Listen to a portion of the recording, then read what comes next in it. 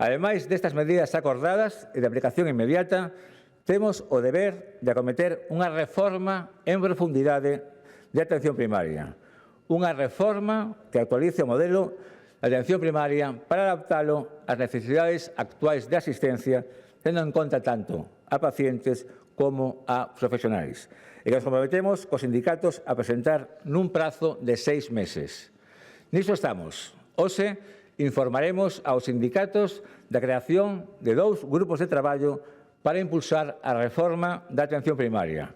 Un grupo de traballo de recursos humanos centrado na ordenación do persoal e o seu réxime retributivo e, por outra banda, un grupo de traballo no ámbito asistencial, que traballará para adaptar os tempos e número de consultas dos médicos ás necesidades dunha asistencia máis humanizada e de calidade, que tamén abordará programas de prolongacións e intersustitucións e traballará na formación de creación de prazas de técnico de saúde e matronas.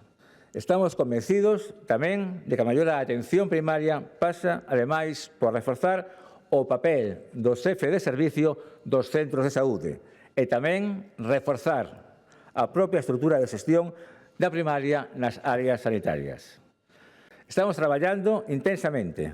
Esta mesma mañá celébranse unha mesa sectorial de sanidade na que se informará de como vai o acordo de reversión progresiva da categoría de facultativo especialista de atención primaria acordada. A data de 23 de outubro había 238 prazas desta categoría FEAP e a data de comenzos de febreiro xa logramos converter en médico de familia 74 desas prazas FEAP. O noso compromiso é que, conforme queden vacantes, ir reconverténdoas a categoría de médico de familia, que é a categoría que queremos fortalecer. Levamos tamén á mesa a proposta de voluntariedade para cubrir as gardas no puntos de atención continuada de forma incentivada.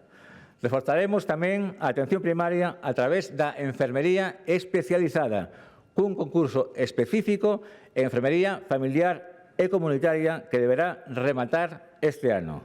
E tamén plantearemos na mesa sectorial incrementos retributivos na xornada complementaria do persoal de urxencias hospitalarias, que tamén será de aplicación ao persoal dos PAC. Para todos eles, a noite do venres terá a consideración de prefestivo.